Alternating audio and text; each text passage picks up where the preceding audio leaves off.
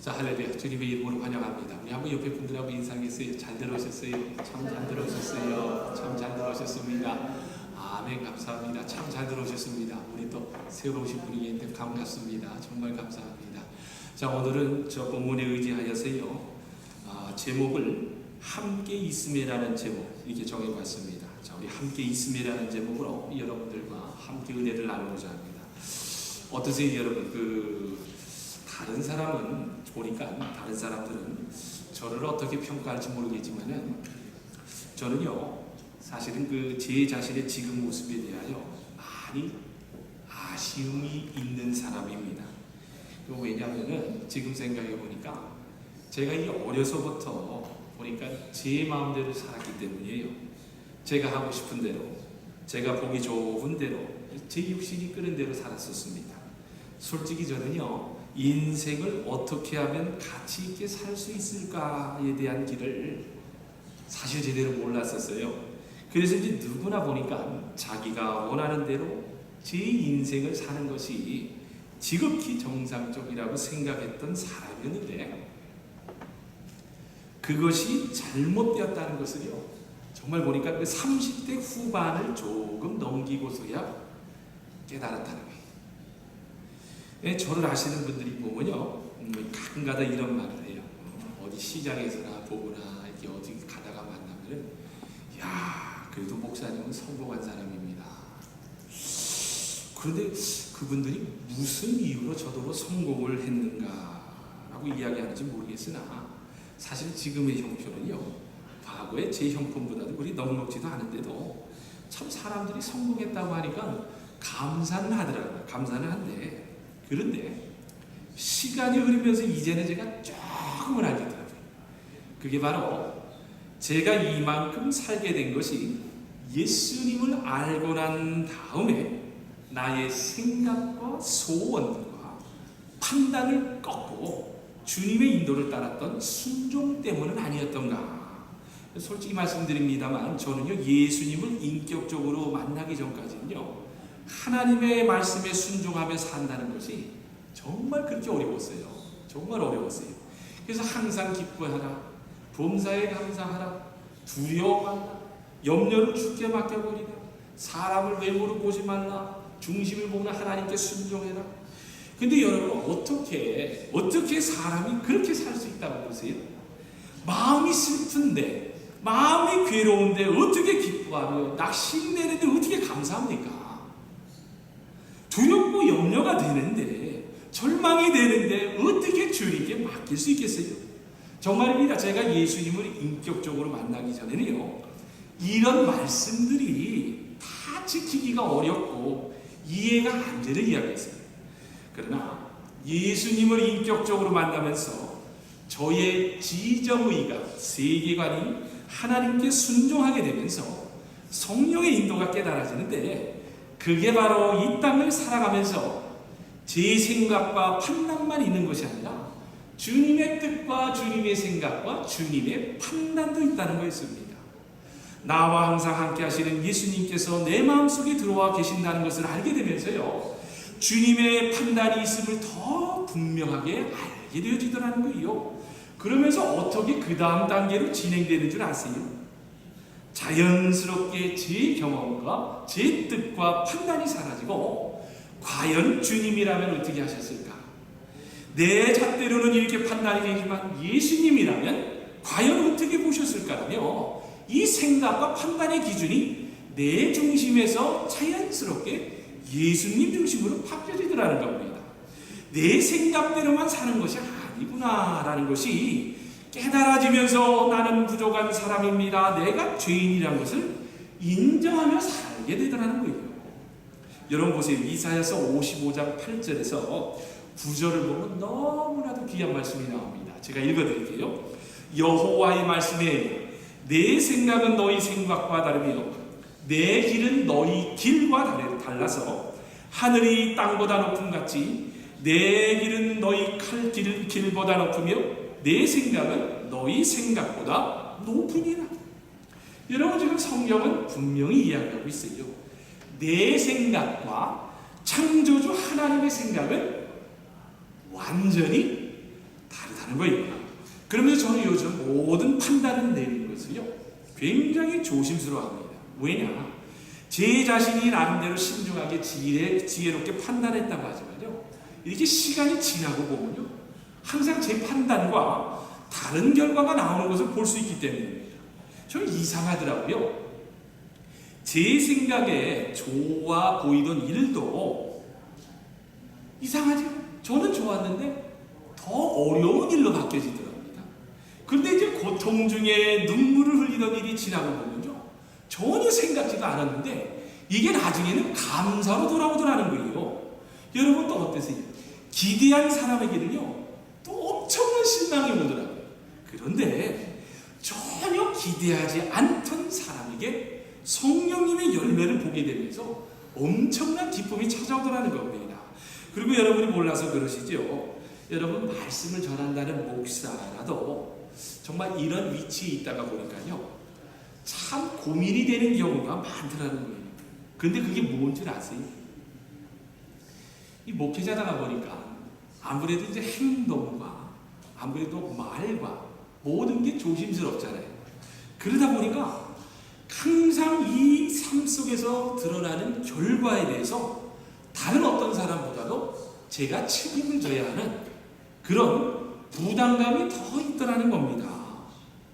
여러분은 목사라는 그 부담감이 몰라서 그렇죠. 굉장해요.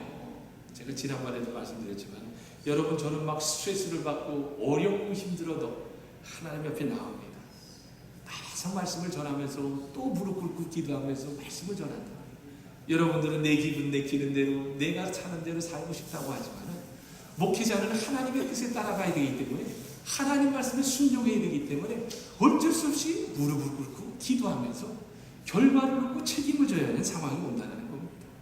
그래서 요즘은 저는요 정말 무시로 기도한다는 표현이 맞을 정도로 앉아나서나 차를 타서나 어디에 있든지 정말 무시로 기도하는 습관이 됩니다. 그래서 주님이라면 어떤 상황, 주님이라면 이런 상황에서 어떻게 하실 겁니까? 주님께서 교회의 머리십니다. 성령님의 인도를 보여주시려면 정말 기도합니다. 특별히 저희가 가정교회를 시작하면서 더 기도가 필요하다는 것이 느껴지는데 정말 여러분 느껴지지 않으세요? 여러분 우리가 맨 땅에 헤딩하는 격 아닙니까? 정말 영혼 구원하여 제자를 만들기 위해서는요 밖으로 나가서 만날 자를 만나게 하시고 찾을 자를 찾아 가정으로 데리고 와서 서로 사귀며 빵을 떼며 그리스도의 사랑을 나눌 수 있게 해야 되지 않겠어요? 그래서 제가 목회자로서 더 기도의 함을 절실히 느껴지게 되더라는 겁니다. 그래서 어제도 이제 새벽 기도를 나왔어요. 새벽 기도를 나왔다가 한 8시 반쯤 이렇게 나오니까 어느 미국 분이 저를 보더니 와우, 패스터 천 아마 여기 저거 보니까 사찰인 것 같아요. 와서 막 청소를 하더라고요. You pray a long time 그러더라고 저보고. 그래서 long time인가 뭐지 난 생각을 못했는데 벌써 6시에 들어와서 나와보니까 8시 반이 됐어요. 아니 보니까요 정말 제가 상황 가운데서 기도가 없으면요 제가 이겨낼 수 없는 상황들이 너무 많더라고요. 너무 많어. 오직 기도 하나님 말씀밖에 없더라는 겁니다. 여러분 고린도전서 보니까요 오늘 본문에서 보면요 그 사도 바울이 이제 고린도에 가서 이제 전도했을 때의 기록이 나오는데 여러분도 잘 알다시피 고린도는 당시 로마 다음으로 큰 도시였고 황제의 숭배의 본산이었고 비너스 신을 섬기는 우상 숭배 도시였다라고 이제 기독교사를 보면 나옵니다. 게다가 아주 음란한 도시였다고 합니다. 그래서 비너스 신전에 있는 1,000여 명에 이르는 여자 사제들은요 실제로 몸을 파는 여인들이었다고 합니다. 그래서 당시 고린도 사람처럼 행하다라는 말이 유행했을 정도로 음란한 짓을 하다라는 뜻을 떠올릴 때는요 바로 고린도를 예를 들을 정도로 타락한 도시가 바로 고린도교였다고 합니다. 그래서 여러분 고린도전서 3장 3절을 보면요 사도 바울이 고린도에서 전도를 시작했을 때 얼마나 두려워했는지 성경 말씀이 이렇게 기록했는데 제가 읽어드릴게요. 내가 너희 가운데서 그러니까 고린도에서 거할 때에 약하고 두려워하고 심히 떨었노라. 여러분 정말 그런 말도 할 겁니다. 여러분 사도 바울의 선교 예를 보면요 빌립보에서는 감옥에 들어가고 매도 맞았습니다. 데살로니가에서는 깡패들이 나타나 때리기도 하고 베레아까지 따라오기도 합니다. 혼자서 안에 들어가서 복음을 증거했는데 논쟁만 하였지 별로 열매가 없었습니다. 그리고는 너무 쓸쓸한 마음으로 좌절감에 빠져서 이제 오늘 본문에 있는 고린도로 오게 된 겁니다. 여러분, 사도 바울의 선교여행은요, 항상 죽음을 앞에 두는 두려움과의 싸움이었어요. 그런데 하나님께서 오늘 본문에 보면 놀라운 일을 행하시는데 사도 바울에게 이제 뜻밖의 위로를 주시면서 평생의 힘이 될 동력자를 고린도에서 만나게 하십니다. 그런데 그게 바로 브리스길라와 아굴라 부부였는데, 그런데 그들이 서로 만난 배경을 보면요, 정말 아픔과 상처투성이었어요. 아픔과 상처투성. 사도 바울은요, 막상 고린도에 왔지만 집을 제공해 주는 데도 없고 먹을 것을 주는 사람도 없었습니다. 천상 바울이 스스로 일을 해서 거기서 전도를 해야 되는데 사도 바울이 항상 할 수 있는 일은 유일하게 천막을 만드는 일이었습니다. 그래서 이제 시장에 나왔다가 천막집이 있어서 갔다가 거기서 보니까 브리스길라와 아굴라 부부를 만납니다. 그런데 이 브리스길라와 아굴라 부부의 사연을 들어보면요, 이 사도 바울마치 가슴이 아픈 사연이 있어요. 왜냐?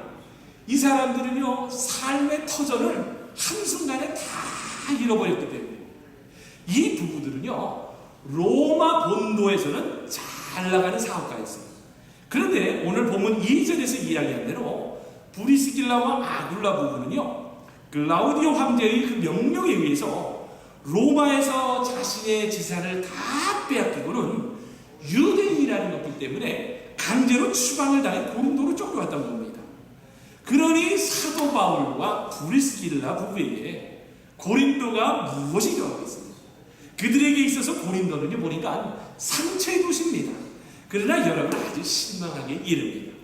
이런 상처의 도시에서 놀라운 회복과 소망의 능력이 나타나는데 바로 성령님께서 그들을 만나게 하셨다는 겁니다. 그러면서 이 브리스길라와 아굴라 부부가 사도 바울을 만나면서 삶이 완전히 변하게 되는데, 사울과 사도 바울과 같이 1년 6개월 동안을 보내면서요, 하나님의 말씀으로 양육받게 되면서 예수 그리스도를 인격적으로 만나게 되면서 정말 죽음까지 불사하며 자기 온 전 재산을 도와주면서 복음을 위해 함께 헌신할 수 있는 능력의 사람으로 변해졌더라는 겁니다. 그렇습니다, 여러분. 성령님의 인도는요, 놀라운 겁니다. 로마에서 쫓겨났다라고 생각을 했는데 아니었어요. 고린도로 오기를 잘한 겁니다. 고린도는요, 그들에게 있어서는 쫓겨와서 정착한 도시입니다. 좋을 리가 전혀 없는 도시였는데, 이런 사람의 생각, 감정, 눈에 보이는 것으로 판단하면 고린도는요, 불행한 도시입니다. 그런데 하나님의 계획과 성령님의 인도하심으로 보니까 고린도는요, 사도 바울에게나 브리스길라 아굴라 부부에게 있어서는요, 정말로 은혜의 도시였다는 거예요. 여러분, 정말 알아요. 잘 압니다. 저라고 여러분과 특별히 다른 게 없어요. 그거 똑같습니다. 우리 모두는요, 또 사도 바울과 같을 수도 있고 브리스길라와 아굴라 부부 같은 상처와 좌절과 두려움의 상황을 다 겪을 수가 있어요. 여러분, 그거를 나는 안 겪으며 삽니다. 오히려 그렇게 이야기하는 분들이요, 거짓말쟁이에요. 삶은요, 두려움의 연속이요, 상처의 연속이요, 항상 염려와 모든 것들이 다 산재해 있습니다. 그러나 우리가 주님의 십자가를 마음에 품고 사는 거룩한 백성으로서 하나님의 계획과 성령님의 인도하심이 있다는 것을 믿음으로 바라보면서 지금의 나의 상황과 우리의 형편을 절대로 여러분 속단해서는 안 된다는 거예요. 여러분, 정말입니다. 앞에서도 이미 말씀드렸지만 하나님의 계획을 알고 성령의 인도를 보게 되면요, 여러분 다시 회복할 수 있습니다. 여러분, 그래서 문제를 묻지 마시고 풍랑을 잠잠케 하시는 예수님을 바라보아야 한다는 겁니다. 무엇이 잘된 일이고 무엇이 힘든 일입니까? 안 돼요. 성령 충만한 믿음의 사람들은요, 말씀과 오직 기도와 성령님의 인도를 받는 가운데 판단을 해야 합니다. 여러분, 사도 바울도 마찬가지였어요. 사도 바울이 무언가 특별한 것이 있어서 하나님의 계획과 성령님의 인도를 받은 것이 아니에요. 여러분, 오늘 본문 5절을 보면 이런 말씀이 나옵니다. 바울이 하나님의 말씀에 붙잡혀. 그렇습니다. 답이 이거예요. 오직 말씀에 붙잡혀 성령님의 인도를 받았다는 겁니다. 여러분, 사도 바울이 유대인의 회당을 찾아다니며 담대히 예수를 전합니다. 그러나 유대인들은 사도 바울을 심하게 배척하면서 심지어는 회당 출입을 못하게 합니다. 그러니 여러분, 얼마나 좌절이 되었겠어요. 그러면서 사도 바울이 보니까요, 얼마나 화가 나는지 정말 저주에 가까운 말을 쏟아냅니다. 너희 피가 너희 머리로 돌아갈 것이요, 나는 깨끗하니라.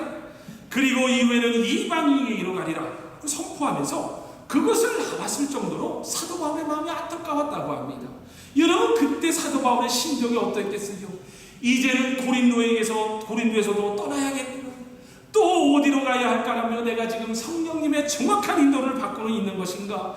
모든 것이 원점으로 돌아가는 것 같고 풀리지가 않습니다. 아마도 사도 바울의 눈에는요, 하나님의 계획과 성령의 인도하심이 진행되고 있는 것을 깨닫지 못한 채 아마 문제만 크게 보였을 거예요. 크게. 그러나 우리 좋으신 주님은요, 이런 사도 바울을 그냥 내버려 두지 않으신다는 거예요. 사도 바울에게 하나님께서 뜻밖의 위로를 주시는데, 그게 바로 회당에서 쫓겨나게 되었는데, 그때 놀랍게도 이 세상에 회당장 그리스도가 예수를 믿게 되었다는 소식을 듣게 되면서 하나님께서 이제 환상을 보게 하십니다. 9절과 10절에 제가 읽어드립니다. 밤에 주께서 환상 가운데 바울에게 말씀하시되 두려워하지 말며 침묵하지 말고 말하라. 내가 너와 함께 있음에 어떤 사람도 너를 대적하여 해롭게 할 자가 없을 것이니 이는 이 성중에 내 백성이 많음이라 하시다. 여러분, 지금 사도 바울이 뭐라고 합니까? 내가 너와 함께 있음에. 사도 바울은 이 말씀에 힘을 얻게 되면서요, 상처로 얼룩졌었던 마음이 다시 회복되면서 어떠한 환난과 핍박이 있다도 자신이 고린도에 남아서 전도해야 할 이유를 분명히 알았다는 겁니다. 내가 함께 있음에, 내가 너와 함께 있음에, 우리와 함께 있음에 하시는 주님의 말씀에 다시 사도 바울이 일어날 수 있었다고 합니다. 사방팔면이 다 막힌 것 같았지만 하늘은 열려 있었구나. 두려움과 절망의 사고감 가운데서도 주님이 나와 함께 계시구나. 내가 지금 잘 가고 있구나라는 믿음의 확신이 들었다라는 거예요. 여러분, 정말이에요. 이러면은 이 세상을 넉넉히 이기는 정말 참 크리스천이 될 수 있습니다. 여러분, 이러면요, 어떤 상황에서도 담대하게 모든 것을 이겨낼 수 있는 겁니다. 주님께서 나와 함께 계신다는 믿음의 확신이 있다면요, 여러분, 세상 모든 풍파가 가정과 공동체를 흔들어도 끄떡없이 견뎌낼 수 있는 겁니다. 그래서 사도 바울이 고린도를 떠나지 않고 마음을 다시 잡으면서 1년 6개월 동안을 고린도에 머물며 사역을 감당했다고 하지 않아요. 사랑하는 제 공동체 여러분, 하나님의 말씀에 붙잡혀서 의지하면서 여러분 구원에 대한 확증을 가지세요. 주님이 나와 함께 계시면, 여러분과 함께 계시면요, 역사는 일어납니다. 여러분, 우리가 반드시 알아야 합니다. 지금 내 처지가 어렵고 힘들어도 문제의 답은 여러분 안에 있는 것이 아니라 오직 예수님을 바라보며 하나님의 말씀과 기도에서 찾아야 한다는 거예요. 여러분, 기도 중에 주님의 음성을 들은 사도 바울처럼, 야, 주님이 나와 함께 계신다라는 임마누엘의 신앙이 답입니다. 이것만 분명하면 여러분이 잘 가고 있는 거예요. 눈앞에 어려워 보이는 것이 문제가 아니라 언젠가는 우리가 모르는 때에 전화위복의 하나님께서요, 모든 상황이 다 뒤집어지는 그 날이 온다라는 믿음을 가지셔야 한다는 겁니다. 여러분 보세요. 사도 바울이 초기의 어려움 때문에 낙심하였다면요, 고린도 전도도 실패로 끝났을 겁니다. 고린도는요, 베레아보다도 아덴보다도 전도하기가 무척 어려웠던 정말 음란하고 타락한 도시였다라고요. 아덴에서는 핍박이 없었지만 또 고린도 지역에서는요, 엄청난 유대인들의 핍박이 있었다고 합니다. 또 아덴이 철학의 도시라니요, 고린도는 상업과 무역의 도시였고 정말 심히 부패한 사람들이 많았다고 합니다. 그럼에도 불구하고 아덴에서는요, 장기 사역을 하지 못했지만 고린도에서는 보니까요, 장기 사역을 할 수 있었다고 합니다. 그 답이 뭐예요? 나와 함께 하시는 임마누엘의 하나님이 있었기 때문입니다. 여러분, 우리도 마찬가지예요. 주님이 나와 함께 계시느냐라는 것을 오늘 이 시간에 확인하셔야 합니다. 여러분 중에 어떤 분은요, 주님은 정말 나와 함께 하실까 의심하는 분들도 있을 것입니다. 또 어디를 가야 주님을 만날 수 있는지 잘 모르겠습니다라고 하시는 분도 계실 수 있어요. 정말입니다. 헷갈리죠? 어떨 때는 내 마음에 두려움과 염려가 있으면 주님이 살아계시는지 어디 있는지. 그런데 뭐 여러분들만 그런 게 아니라 정말 성자로 불렸던 성 어거스틴도 여러분 마찬가지였다고 합니다. 성 어거스틴은요, 정말 젊었을 때의 기독교사를 보면 정말 참 종교가 어디 있을까? 정말 참신이 어디 있었을까? 정말 참 진리가 어디 있을까? 하면서 사방을 헤매고 다녔다고 합니다.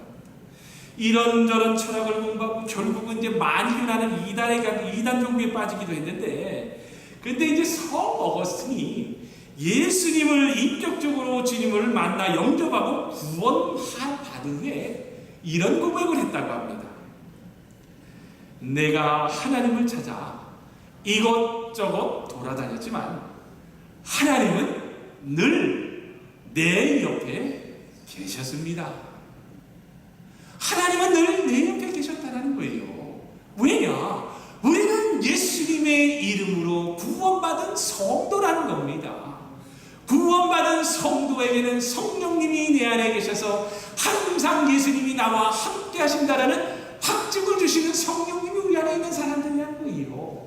그런데 어딜 가서 찾아봤자 답이 없어요. 그 답은 바로 내 안에 있고 내 옆이라는 겁니다. 여러분, 어떤 사람이 성령 충만한 사람인 것 같아요?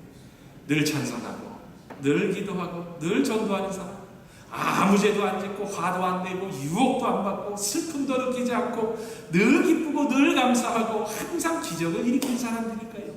물론 그럴 수도 있습니다. 물론 그럴 수도 있습니다.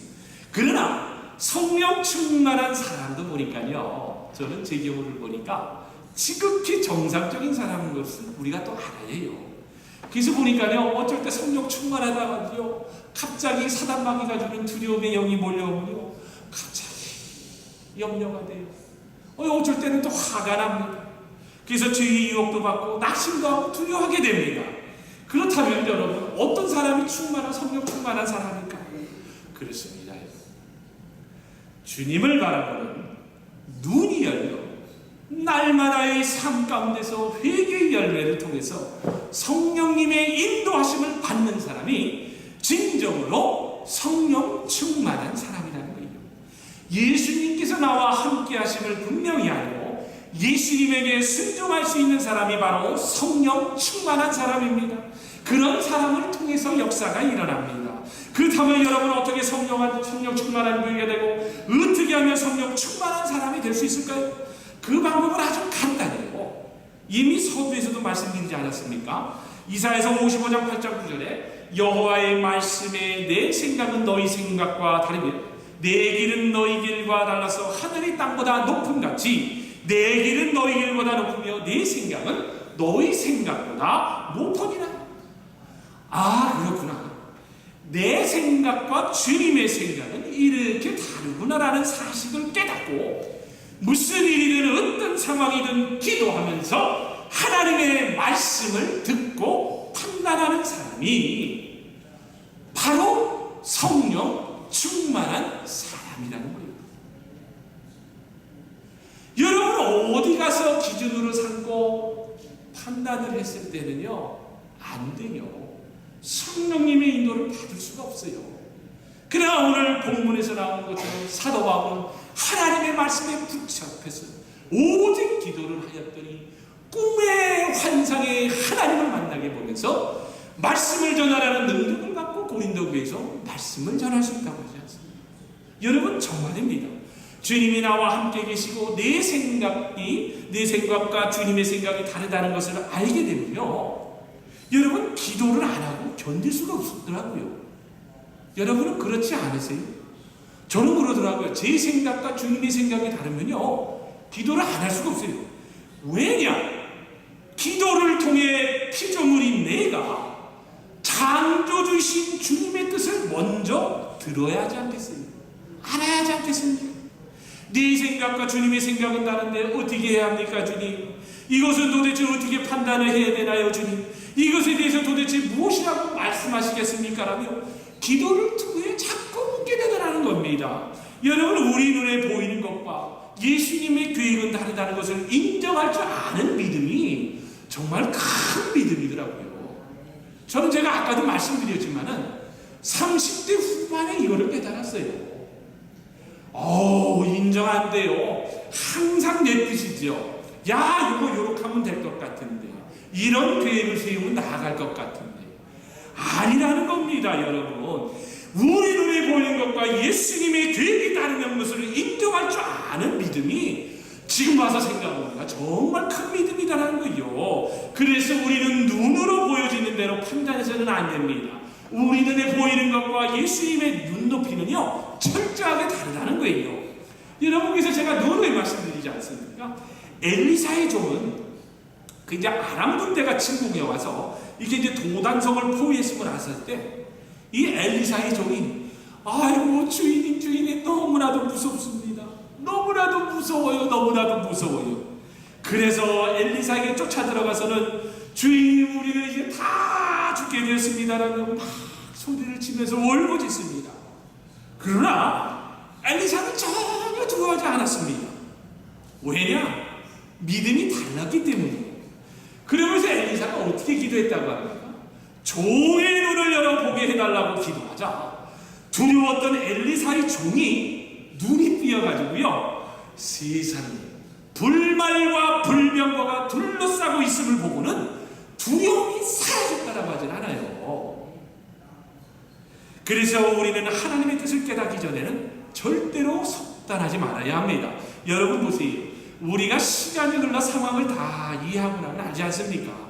알고 보면 우리가 두려워해야 할 문제는 환난이나 역경이나 고난이라는 상황이 아니라는 거예요. 여러분 정말이에요. 우리 지난번에 그 생명의 삶이 아니라 우리 가정교회에서도 나눴지만은 삶이 순탄할 때가 여러분 더 무서운 겁니다. 여러분 편안할 때가 더 위험한 거예요. 여러분이 부대짜리에 담아서 세야 될 만큼 돈을 많이 번다 하더라도요, 여러분 그때가 더 위험할 때인지 모릅니다. 여러분 사람의 마음이 느긋해지면요, 제일 먼저 풀어집니다.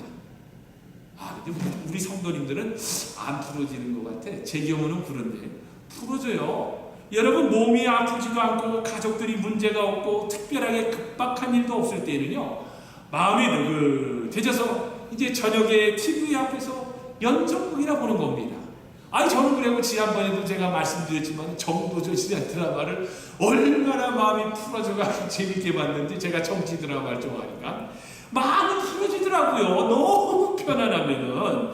근데 여러분 보니까 지금 제가 이렇게 기도하면서 생각해 보니까 그 자리가 보니까 위험한 자리라는 거예요. 여러분 힘들고 어려운 일이 생각해 보세요. 여러분 상황 가운데서 어려운 일에 봉착해 보세요. 가정 안에서 문제가 나보세요. 부부간의 상가운데 다툼이 있어 보세요. 여러분 어디로 달려갈 것 같아요? 연속극이 눈에 들어오겠어요? 안 들어와요.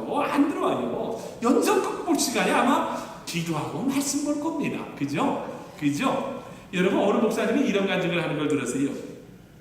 저는 우리 교회가 힘들고 어려울 때가 위기인 줄 알았는데, 그런데 주님께서는 교인들이 많아지고 부흥될 때가 더 위험한 때라는 것을 깨닫게 해주셨습니다. 왠지 아세요? 여러분 교회가 부흥됐다고 생각을 해보세요. 그럼 이 목사가 얼마나 어깨에 힘주고 교만해져가지고 다니겠어요? 아마 그때는 여러분 저 뭐 쳐다보지 못할 거라고, 만나자 그래도 안 만나줍니다. 그럴 거라고. 그런데 뭐라고 합니까? 이 목사님. 그게 위기라는 거예요. 그게 위기라는 거야. 어느 집사님은요, 예배나 성경 공부를 하러 갈 때는요, 몸이 천근만근이지만 여행 가고 쇼핑하고 먹고 노는 일에는 왜 이렇게 몸이 손털보다 더 가벼워진다라고 합니다. 점심때까지 들어놓고 있다가도 누가 쇼핑하고 점심 먹자고 전화만 해주면요, 용수철처럼 빨떡 일어나게 되더라는 거예요. 여러분, 그런데 이것이 두려운 거예요. 그때가 여러분 영적으로 위기인 겁니다. 여러분 잘 아셔야 합니다. 정말 아이들을 유괴하는 유괴범들, 제가 영화를 통해 봤습니다. 이 유괴범들이 보니까요, 처음에는 그 아이를 유혹하기 위해서 그 아이의 부모보다도 세상에 더 친절해요. 얼마나 친절해집니까? 뭐 사줄까? 아이스크림 사줄까? 뭐 사줄까? 여러분, 유괴범이 아이를 유혹할 때 그때가 바로 매우 두려운 순간이라는 겁니다. 그러나 그 아이는 그것을 깨닫지 못한다는 거예요. 우리에게 다가오는 마음의 역사도 바로 이렇다는 겁니다. 그래서 여러분, 육신의 눈만 의지하는 성도는 매우 위험합니다. 기도하지 않으니까 몰라요. 기도가 없을 때는 내가 지금 위험한지 어떤지 제대로 판단이 서질 않습니다. 여러분 보세요. 아브라함의 조카 롯이 성공한 땅으로 갈 때에 제대로 보지 못하였어요. 그래서 우리 넓은 땅과 초지와 소돔성과 고모라 성만 보았습니다. 기도를 하진 않았어요. 너무 속단을 했습니다. 결과는 모든 재산을 다 잃어버리고 말았고, 심지어는 아내도 죽었다라고 하지 않습니까? 여러분, 말씀을 맺습니다. 지금 이 시간에 성령님께서 계속 이끄세요. 어떠세요? 여러분, 그것이 느껴지지 않으세요? 느껴지죠? 그러면 그것을 여러분 붙잡으세요. 주님이 함께 계셔서 여러분을 이끄시고 계십니다. 여러분, 주님께 순종하느냐 순종하지 못하느냐가 믿음의 신앙의 성공의 관건이라는 겁니다. 여러분, 주님의 판단이 여러분에게 분명해야 합니다. 그래야 여러분이 삽니다. 여러분, 지금 이 시간이 주님을 만나는 시간이에요. 여러분, 다른 날로 미룰 수 없는 절대절명의 시간입니다. 주님이 여러분과 함께 하신다는 것을 보여주는 가장 확실한 은혜의 시간이 지금 이 시간임을 생각하면서 우리 가슴에 이렇게 한번 손을 얹겠어요. 가슴 한 개로 한번 손을 얹어보겠습니다. 자, 우리 다 같이 가슴 이렇게 손을 얹고, 제가 이렇게 있으면서 참 목장 모임에서도 그렇고 또 아니면 교회 모임에서도 그렇고 이 사람들을 만나게 되면 어찌하여 내 안에 성령님이 계신다는 것을 알면서도 불안해하며 염려하며 미래를 내가 계획하려고 하고 내 뜻대로 계획을 하려다가 보니까 너무 쓰러져 넘어지는 사람들이 많습니다. 우리 시간에 한번 가슴에 손을 얹으면서 주님, 나를 만나주세요. 내가 주님과 함께 있다는 믿음의 확신을 얻고 돌아가게 해주세요. 상황과 주위의 형편 때문에 속단하지 않고 믿음으로 주님을 바라보게 해주세요. 라며 우리 조용하게 우리 묵상으로 한번 나 자신의 염려와 모든 걸 주님께 맡기며 한번 기도를 드리도록 하겠습니다.